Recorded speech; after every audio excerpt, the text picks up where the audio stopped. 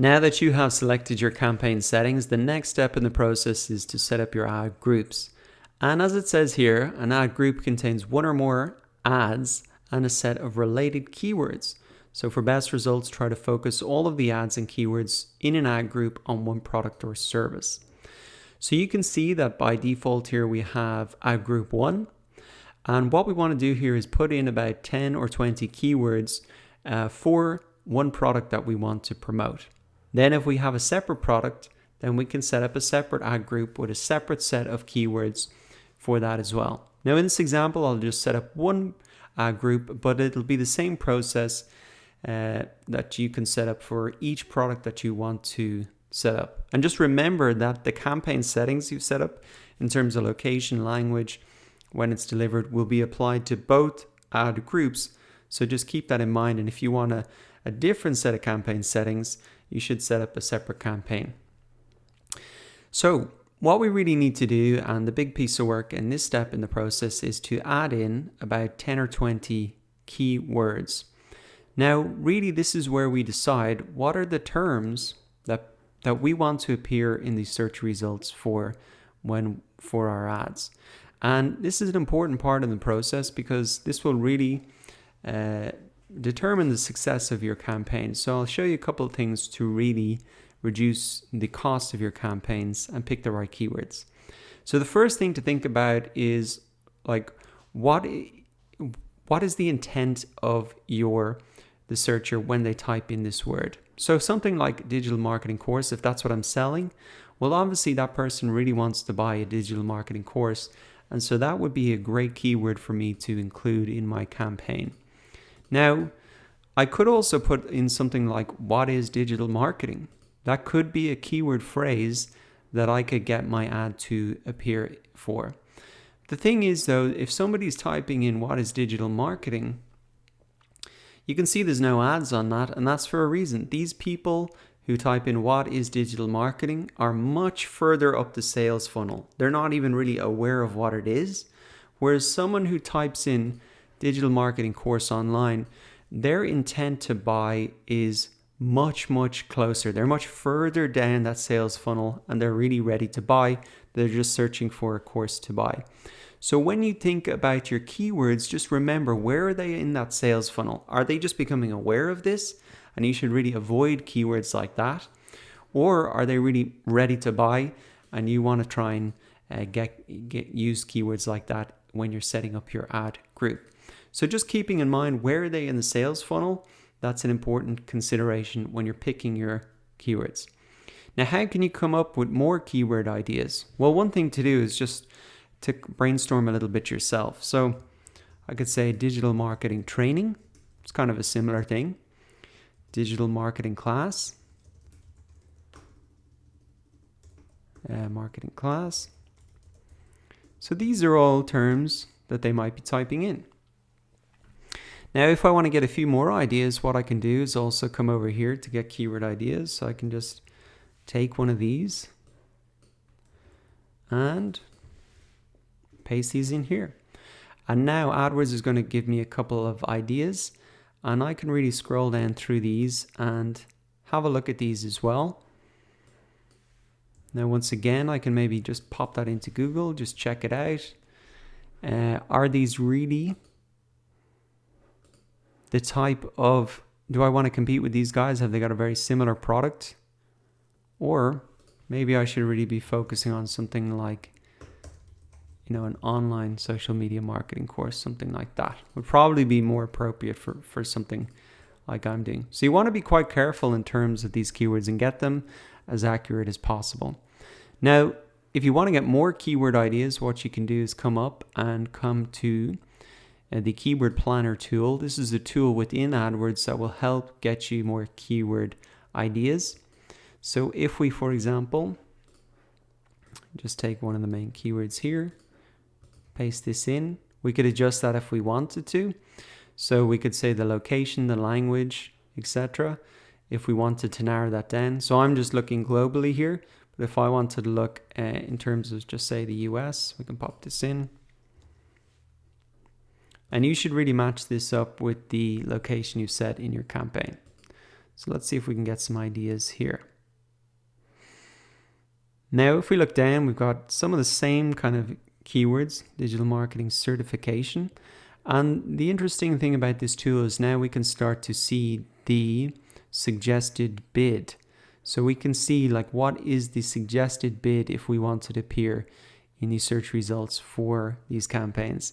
Now, I will say that this is quite a competitive keyword. Normally, there would be courses that could be $2,000 that people are selling offline in colleges, universities, etc. That's why these suggested bids are very high. So don't be put off by this. Probably for your product, the suggested bid is going to be a lot lower. But here's some other ones. Learn digital marketing. This is maybe a good term that I can use, and I can actually just add this in across here. Best digital marketing courses, digital media courses. Could be interesting just to add to the list and check it out. So as you go down through, just keep in mind the searcher's intent is what, again, would this be someone really looking to buy a digital marketing training or course? And just think about that as you go through and look at these different keywords. Now what you can do is actually copy all these to a clipboard then once you're happy, and then you can add these in again. Okay, so some other ideas. How can you get some more keyword ideas? Well, you can come and use this tool SpyFu. And what you really want to do is maybe come to, take one of your terms again, just paste that into the search results. And what you want to do is just take the URL of a competitor and we can paste that in. We can come to their paid keywords. And we can just get a couple of ideas here again. Digital marketing certification. We can see the cost per click there as well. Curriculum development. So that's kind of an interesting keyword. If we take that, pop that into Google, I'm not really sure what that is.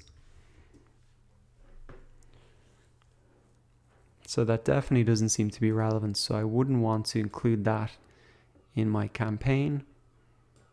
But digital marketing certification is definitely one if I haven't got that there already. So you can see that you can pick up new ideas in a couple of different ways just by thinking of them yourself, searching in Google, using this suggestion tool here, using the Google Keyword Planner, and using SpyFu as well. So what you want to do is really build up a list of 10 to 20 keywords. Now, once you've got your keyword list built up, there is one other thing that you should really have a look at before you go ahead and click save and continue, and that is match types. So you can see here, broad match, phrase match, exact match, and these are an important part of setting up your ad group because these match types really help control which searches can trigger your ads. So if you put a little bit of thought into this, you can really reduce the costs of your ads. Now, if you just type them in like this, by default, these will be all broad match. So if we open this up, we can actually see here that broad match is the default match type for all of your keywords. And ads may be shown on searches that include misspellings, synonyms, related searches, or other variations. So if your keyword is women's hat, someone searching for buy ladies hat might see your ad. So this sounds great, but what it really means is that if you leave it like this, digital marketing course online, it could be shown to people who are searching for much broader search terms than that. And that's not really what you want. To reduce the cost of your campaigns, you want to try and trigger the ads only when you have these search terms or very closely related search terms. So what I have here is an image which I think helps explain this different match type a little bit better. So here's a couple of examples. This broad match, if you typed in something like formal shoes, then it would also match to formal footwear, evening footwear, men's dress, wingtips. So it's pretty broad. Now, if you do one layer down, it's called a modified broad match. So if you put formal plus shoes, then that would match to evening shoes, black dress shoes, etc. So I want to show you how this works. If I put in, and we'll just stick with the same example to keep it simple.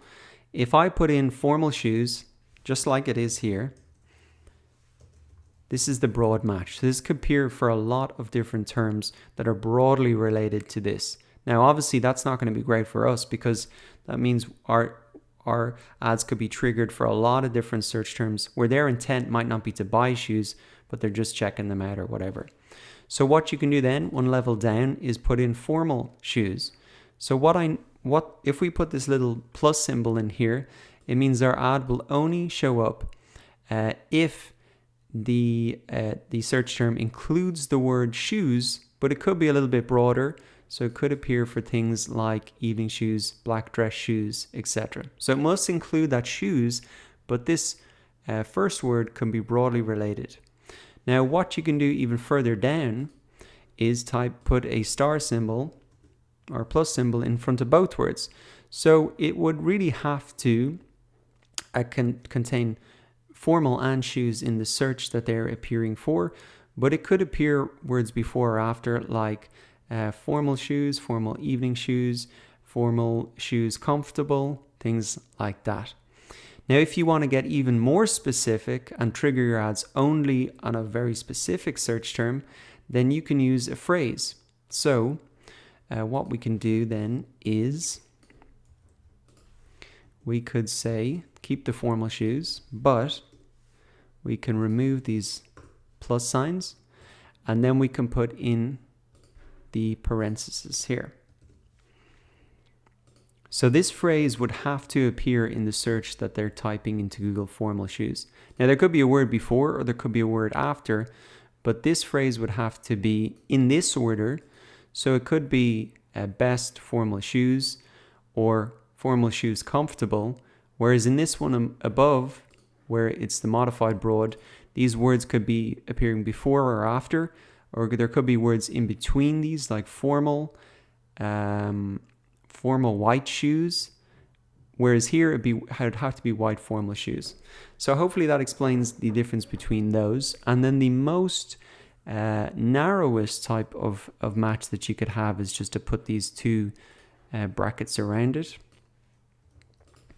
So what that would mean is that the ad would only be triggered when that exact phrase is typed into Google and no other words before, after, in between, anything.